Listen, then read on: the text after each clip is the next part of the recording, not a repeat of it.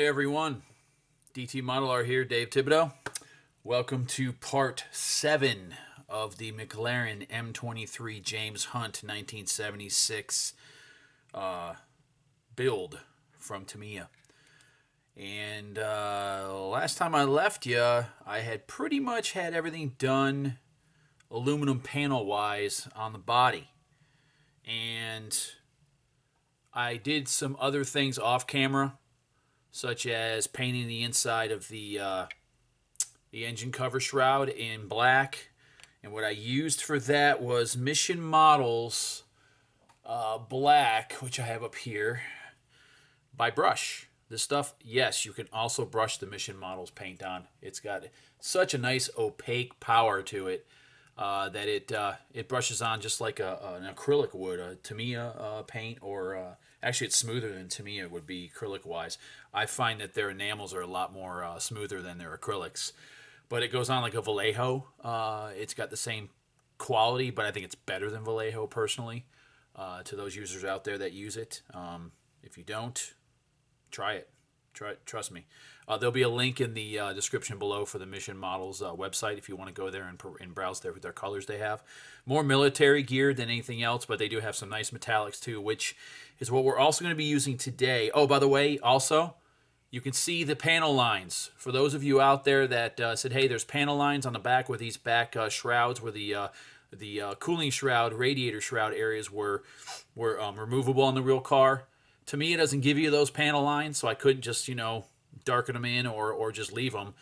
Or I should have created them before I did the paint job, I know, but I didn't do that. So thin decal to the rescue. What I did is I took an old NASCAR sheet I have, a Just Want to Build a Model.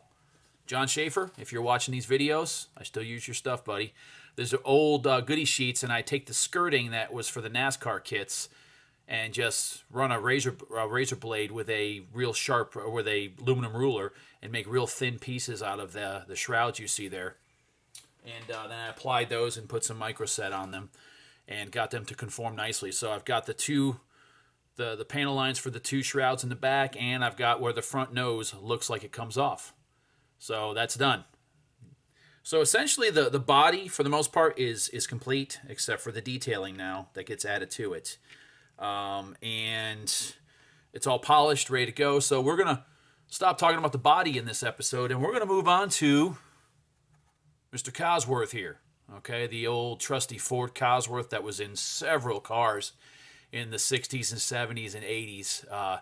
Ford-powered cars, Ford power plant, and Lotus. I know McLaren used them for a while, and they were very, very reliable car, very reliable engines. So what I've done here is I've built up the engine using Tamiya extra thin cement, and then I put a quick coat of Tamiya surface primer on on all those parts. So these parts are what get painted in aluminum, and I haven't decided. I've got a variation here of Mission Models paints. I have some RAF high-speed silver. I think I'm going to use that as my base and see how it looks. And if it's not shiny enough or doesn't look as good for me, I can always use maybe some duraluminum. So I'm going to use a combination of those colors, and then, of course, for any parts I want a little bit shinier, the trick is, like I told you in the last video, is to put a light coat of the chrome over top of the silver to make it pop. Okay, it'll give you that more poppy, I guess you could say more metallic looking aluminum if you're looking for that look. Not chrome, not real shiny, but a nice, clean, high-speed looking silver or aluminum is what this will give you. So we're going to probably do that. Also, I've primed up the transmission housing and the rear tail of housing area as well. And those pieces are going to get painted in Mission Models gunmetal that John Tamkin sent me.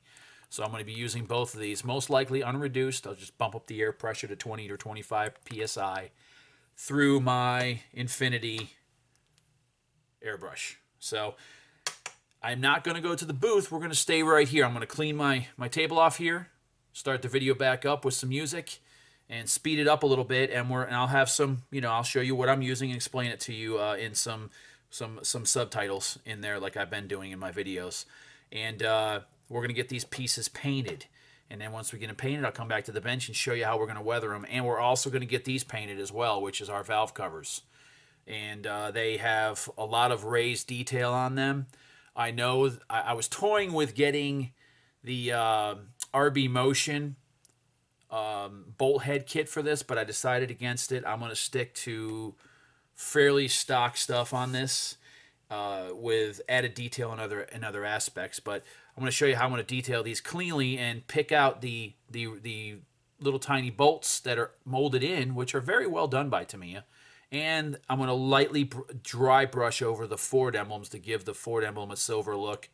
And then these front engine brace or bracket pieces actually will get covered with photo etch pieces off the Tamiya photo etch sheet.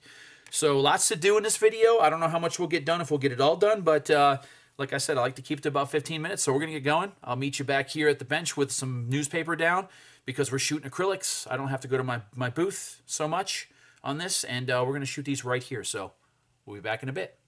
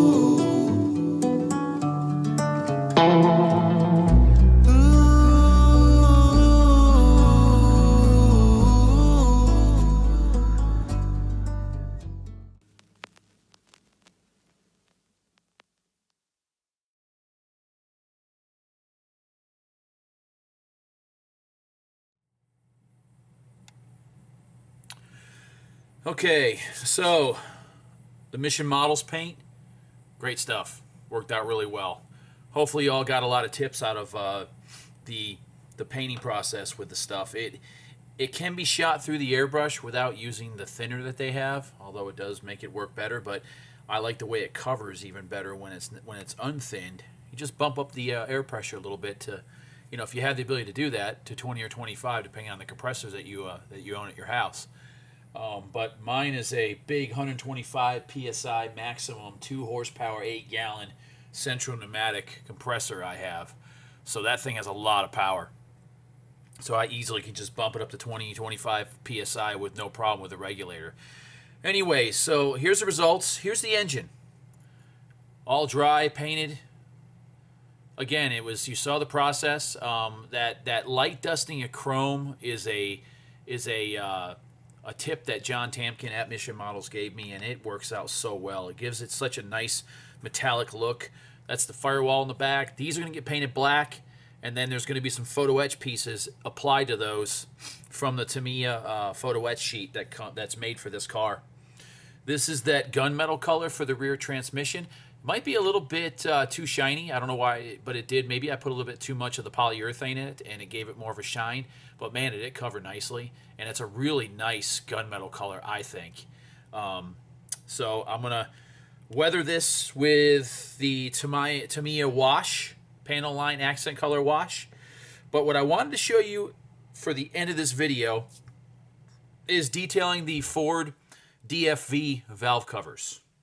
And I told you I wasn't going to use anything extravagant. Like I was thinking about getting the RB Motion for the bolts and all that, but I decided against that, and I just went with detailing the valve covers. Once again, the valve covers were painted with, they were airbrushed in the paint section you saw with just the Mission Models black and right over the plastic. And then I detailed one of them, just show you how it looks. But there you go. Now I want to show you how I did this by doing the other valve cover on the video here. So first things first, I love to use Model Master Lacquer Line Silver. I've got a lot of bottles of this stuff. It covers so well with a brush. You can apply this and just with minimal brush strokes. It's pretty durable. It's great stuff. It's good for small pieces and such because it covers so well. Almost like the old enamel chrome silver that Model Master made in their enamel line, but it's lacquer, so it dries much quicker and much harder. So we're going to do a dry brush technique on the Ford symbols, the actual Ford logos. They're very fine on the Tamiya kit. I know there's companies out there that probably make a photo etch or maybe a metal transfer, but this will do nicely, this little technique that I'm going to do here. And a lot of you probably have done this before. It's called dry brushing. It's got a 80 to 90% success rate. The nice thing is if I screwed up, I can just touch it up with the Mission Models black out of the bottle and fix any of my problems that I have. But what you do is you put the paint on the brush, and you literally take an old, one of my model rags that I basically wipe my brushes clean with after I dip them in thinner. And you're going to go over them. Let me bring this down a little bit for you so you can see it.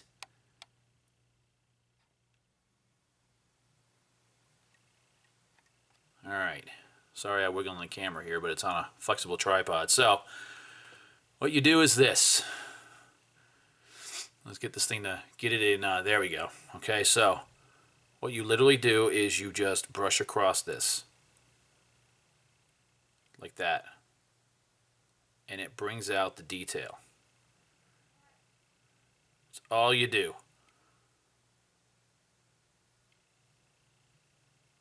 Doesn't have to be really strong, it just has to have that look.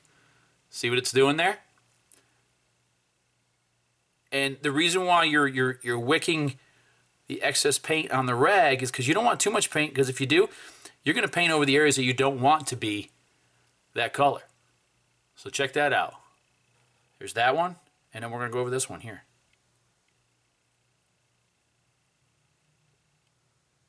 Keep it light. Keep it confined within that area, and you'll have success. It takes practice, but eventually you'll get it. And the drier the brush is, the more you can actually force it. And there you go. Let me get this thing to get in focus for you. It's having a hard time with this, as a matter of fact. There we go. There. Works out really well. That's all you need. Now, what we're going to do next is we're going to do the bolts. Now, instead of using this bottle silver here, let me bring the camera back up. Doesn't need to be so close. Instead of using this bottle silver, my little trick with this, I want those bolts to really pop. And pop mean look really shiny, because the bolts were usually pretty shiny on these.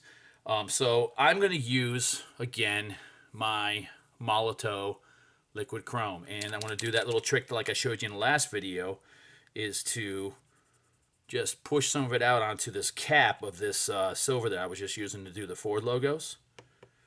And my other trick is, instead of a small brush, and you can use a small brush if you want, my trick is to use an actual mechanical pencil, the end of it. And what I'll do here is I will dip it,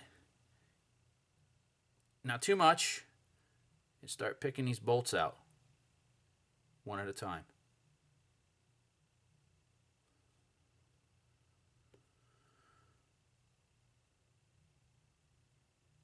Just like that. I'm not going to finish this on this video because I'm approaching my probably about 20 minutes on this video minimum, but you get the idea. See that? That's what I like to do right there. And now what I'll do is I will finish up the valve cover, and then you'll see the engine farther along in the next video. But really quick before I go, what I want to do with you is, before we leave today, is show you how I apply. I got a bug in here that's driving me insane here. Sorry, guys. I like to mix up or shake this up and show you how to apply the black wash. If you haven't used this, this is how easy it is. And the Mission models, chrome and those colors, they take this stuff wonderfully. I'm not going crazy with it.